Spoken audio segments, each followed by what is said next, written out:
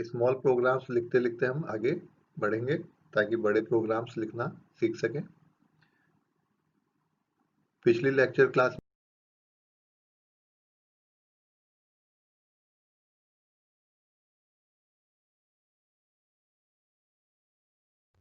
Values input करवाकर उनका average निकाला और एवरेज को आउटपुट के रूप में स्क्रीन पर डिस्प्ले करवाया था। इन सभी प्रोग्राम में हम सिंपल अरिथमेटिक एक्सप्रेशन का उपयोग कर रहे हैं, अर्थात ये जो भी प्रोग्राम है, ये जो भी प्रॉब्लम्स है, ये बेस्ड ऑन अरिथमेटिक एक्सप्रेशन है।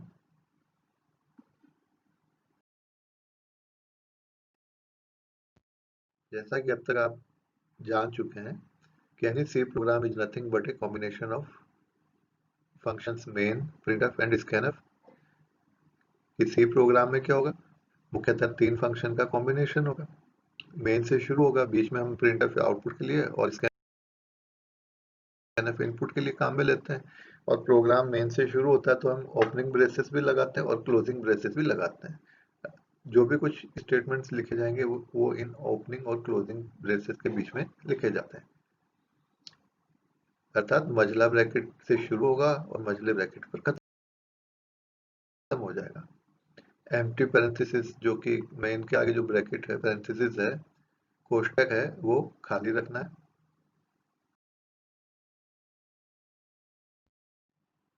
हैश इंक्लूड stdio.h हम इंक्लूड करेंगे यदि हम printf scanf काम में ले रहे हैं। तो यदि हम कोई मैथमेटिकल फंक्शन काम में ले रहे हैं, स्क्वायर रूट ऑफ एक्स या abs ऑफ एक्स या exp ऑफ एक्स, तो हमें चूंकि इस फंक्शन का डिफाइन रहते हैं math.h में, तो फिर इनको काम में ले रहे हैं। यदि हम प्रोग्राम में इनको काम में ले रहे हैं तो हमें एक फाइल हैश इंक्लूड math.h के द्वारा इनको इंक्लूड करवाना है, अर्थात हमें एक फाइल math.h जिसके अंदर ये स्मॉल मॉड्यूल्स लिखे हुए हैं, sqrt of x, exp of x, इनको इंक्लूड करवा देना है with the help of hash include math.h।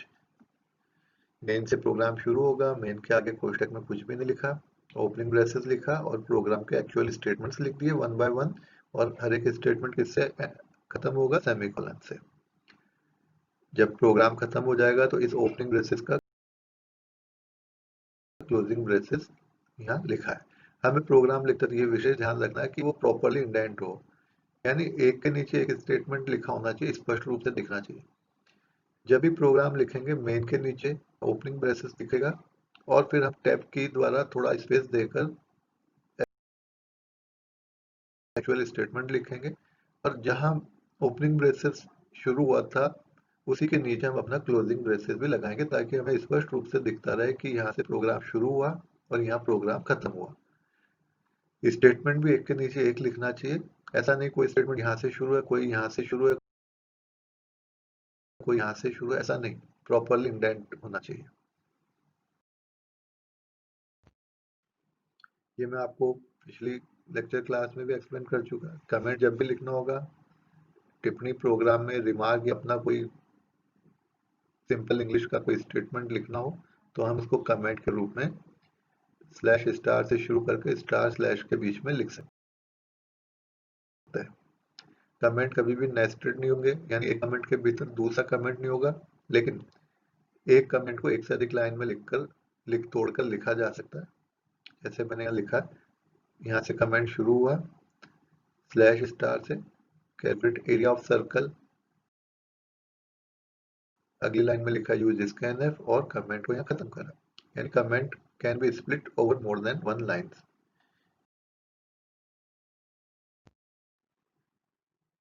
Printf, scanf या लगभग सभी स्टेटमेंट्स हमें स्मॉल लेटर्स में लिखना है, क्योंकि सी एक केस सेंसिटिव लैंग्वेज है, अपर केस और लोअर केस में डिफरेंशिएट करता है।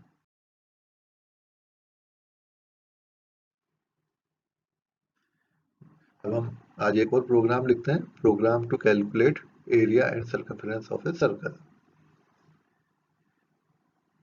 किसी सर्कल का एरिया निकालना है और सर्कमफेरेंस निकालना है। जब ये दोनों चीजें निकल जाएगी तो इनको आउटपुट पर देखना है। तो सबसे पहले, जैसा मैंने बताया, आपको अपने माइंड में ये सेट कर लेना है कि हमें इनपुट क्या देना है, कैलकुलेशन क्या करनी है और रिजल्ट क्या प्राप्त करना है। तो चूंकि आपका प्रॉब्लम है कि एरिया निकालना है, सर्कमफ्रेंस ऑफ ए सर्कल निकालना है। तो निश्चित रूप से इनपुट क्या होगा, एरिया और सर्कमफ्रेंस कब निकलते हैं, जब हमें रेडियस पता हो, सर्कल का रेडियस पता हो। तो रेडियस हमें इनपुट देना है और कैलकुलेशन में हमें क्या प्राप्त करना है, एरिया ऑफ सर्कल और सर्कमफ्रेंस ऑफ ए सर्कल। और जब ये दोनों प्राप्त हो जाएंगे तो हमें आउटपुट भी यही चाहिए, तो इनको स्क्रीन पर प्रिंट करवा देंगे। तो अब आप बता सकते हैं कि इनपुट के लिए हम एक वेरिएबल आर ले सकते हैं। अब आर रेडियस हमेशा पूर्णांक तो होगा नहीं, रेडियस कभी फ्रैक्शनल में भी हो सकता है, पॉइंट में हो सकता है, डेसिमल पॉइंट में हो सकता है। सर्कल का रेडियस हमें कैसा लेना होगा, रियल टाइप का। तो हमें जो इनपुट करवाना है वो है रेडियस, और इसके लिए हम जो वेरिएबल काम में लेंगे वो लेंगे आर, या अन्य कोई भी वेरिएबल ले सकते हैं। मैंने यहाँ आर काम में लिया है, तो आर कैसा होगा, रियल टाइप का। एरिया और सर्कमफ्रेंस भी रियल होंगे, डेसिमल पॉइंट में रिजल्ट आ सकता है, इसलिए इनको भी रियल लेंगे। और इनके लिए मैंने वेरिएबल काम में लिए हैं ए और सी। तो मैंने फ्लोट ए, आर और सी, इनसे वेरिएबल डिक्लेयर कर दिए, तीनों वेरिएबल।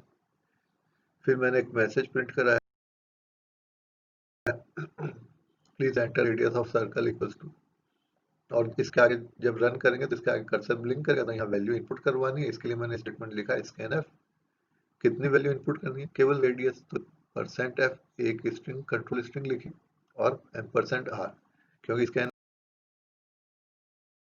में वेरिएबल के नाम के संग एम्परसेंड आता है। एक्चुअल में आप जो वैल्यू दोगे वो वैल्यू किस एड्रेस पे जाके स्टोर होगी, वो इसी के द्वारा बताया जाएगा एड्रेस। ये एड्रेस ऑफ ऑपरेटर है। तो आर नाम की जो लोकेशन है उसके एड्रेस पर वो वैल्यू स्टोर करवा दी जाएगी जो आपने कीबोर्ड से इनपुट की है। जब आर इनपुट हो गया, आर के अंदर वैल्यू स्टोर हो गई, तो हमने ए कैलकुलेट कर लिया और सी कैलकुलेट कर लिया। एरिया का फॉर्मूला होता है पाई आर स्क्वायर। तो जैसा मैंने पिछली क्लासेस में आपको पढ़ाया था, किसी भी मैथमेटिकल एक्सप्रेशन को सी में कन्वर्ट करके ही लिखना है। तो पाई आर स्क्वायर को लिखेंगे 3.14 इंटू आर। पाई की वैल्यू रख दी, क्योंकि पाई 3.14 होता है। इंटू के लिए स्टार कहाँ में लिया, तो ये कन्वर्जन हम सीख चुके हैं। Mathematical expression pi r square को किस तरह से सी में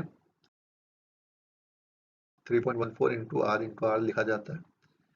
इसी तरह सर्कमफ्रेंस के लिए सी इक्वल्स टू 2 पाई आर। तो 2 को रियल में बदल कर लिखा है 2.0, पाई की वैल्यू लिखी है 3.14, गुणा के लिए स्टार का ऑपरेटर काम में लिया, मल्टीप्लीकेशन का ऑपरेटर काम में लिया। तो 2 पाई आर को लिखा 2.0 इंटू 3.14 इंटू आर, और हर एक स्टेटमेंट के अंत में सेमीकोलन हमें लगाना है। तो ए कैलकुलेट हो गया, यानी ए नाम की लोकेशन में कोई वैल्यू स्टोर हो गई एरिया की। सी कैलकुलेट हो गया, सी नाम के वेरिएबल में सर्कमफ्रेंस की वैल्यू स्टोर हो गई। अब हमने दो आउटपुट स्टेटमेंट के द्वारा इन दोनों को प्रिंट करवा दिया, और साथ में कुछ मैसेज भी प्रिंट कराया, ताकि हमें पता रहे कि कौन सी वैल्यू प्रिंट हो रखी है स्क्रीन पे। तो पहला प्रिंटफ स्टेटमेंट देखिए, area of circle equals to, और इसके आगे वैल्यू चाहिए किसकी, वेरिएबल ए की। तो मैंने यहाँ लिखा %f और यहाँ लिखा ए। तो इस ए की वैल्यू मेमोरी से यहाँ डिस्प्ले हो जाएगी, इस जगह जहाँ %f लिखा है वहां। /n क्यों लगाया, ताकि अगला प्रिंटफ नई लाइन से आउटपुट दिखावे।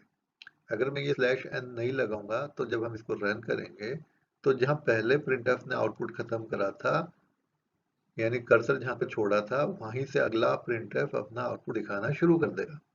तो वो आपको रीडेबिलिटी नहीं रहेगी, आउटपुट तो मिलेगा लेकिन एक ही लाइन में दोनों प्रिंटफ के आउटपुट दिखेंगे, तो थोड़ा पढ़ने में देखने में सही नहीं लगता। इसलिए उसको /n के द्वारा नई लाइन पर हमने शिफ्ट कर दिया।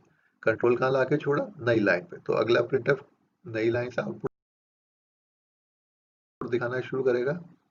Circumference of circle equals to, अब यहाँ सर्कमफ्रेंस की वैल्यू चाहिए, सी की वैल्यू चाहिए, तो %f और ये वेरिएबल सी।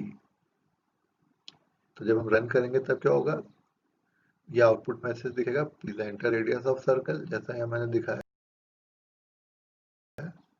फिर स्कैनफ के कारण क्या होगा, इसके आगे जो कर्सर ब्लिंक कर रहा है वहां आपने कीबोर्ड से वैल्यू इनपुट करी, वो दिखेगी। आपने कीबोर्ड से एक रियल वैल्यू इनपुट कर दी, वो रियल वैल्यू आर में जाके स्टोर हो जाएगी स्कैनफ के कारण। फिर ए और सी की वैल्यू मेमोरी में स्टोर हो जाएगी। फिर ये जो दो प्रिंटफ है, इनसे दो आउटपुट मिलेंगे, एरिया ऑफ सर्कल और यहाँ ए की वैल्यू, सर्कमफेरेंस ऑफ सर्कल, और यहाँ सी की वैल्यू। हो सकता है वास्तविक परिणाम जब आप रन करें तो थोड़ा भिन्न प्रकार से प्राप्त हो। यहाँ आपको समझाने के लिए मैंने उदाहरण लिया है ये।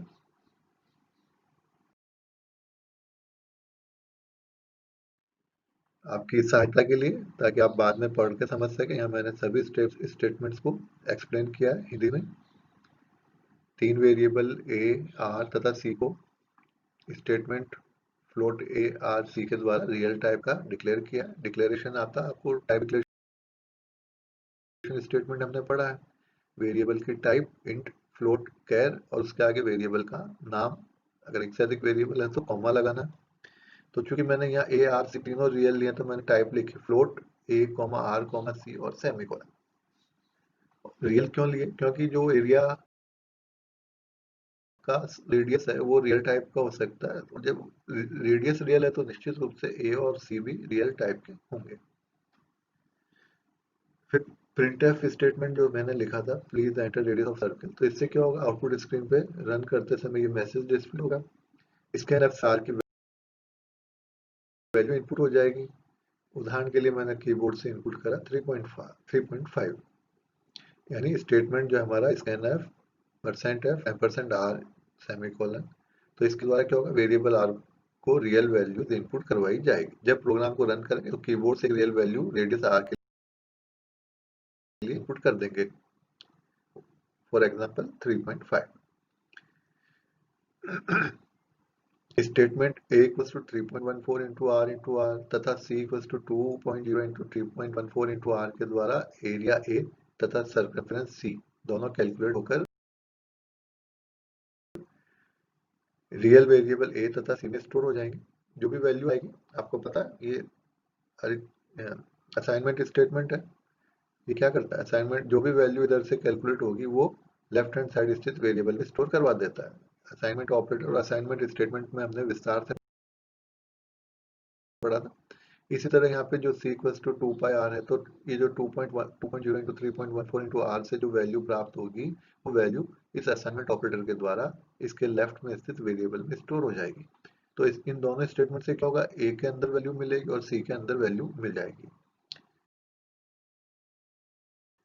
अर्थात सर्कमफेरेंस c और एरिया a दोनों कैलकुलेट होकर रियल वेरिएबल a तथा c में स्टोर हो जाएंगे। जब हमें कैलकुलेशन से a और c मिल गया तो हमारा काम बचा उनको आउटपुट पर डिस्प्ले करना। तो प्रिंटफ के द्वारा आउटपुट स्क्रीन पर मैसेज के संग वेरिएबल a तथा c में स्टोर वैल्यू को प्रिंट करवाया। हमने लिखा एक printf area of circle equals to इतना, ये वैल्यू यहाँ प्रिंट करा दी। फिर अगला प्रिंटफ लिखा circumference of circle equals to इतना, और इस पहले प्रिंटफ में हमने स्लैश n का उपयोग किया था ताकि अगला प्रिंटफ नई लाइन से शुरू हो। अगर मैं वो स्लैश n नहीं लिखता तो अगला प्रिंटफ भी अपना आउटपुट इसी लाइन से शुरू करता जहां एरिया ऑफ सर्कल वाले प्रिंटफ ने खत्म करा था। और मुझे दो अलग अलग लाइन में इनपुट चाहिए था, तो मैंने पहले वाले प्रिंटफ में स्लैश n का उपयोग किया। ओके स्टूडेंट्स, अगली लेक्चर क्लास में हम और नए प्रोग्राम लिखेंगे। Thank you.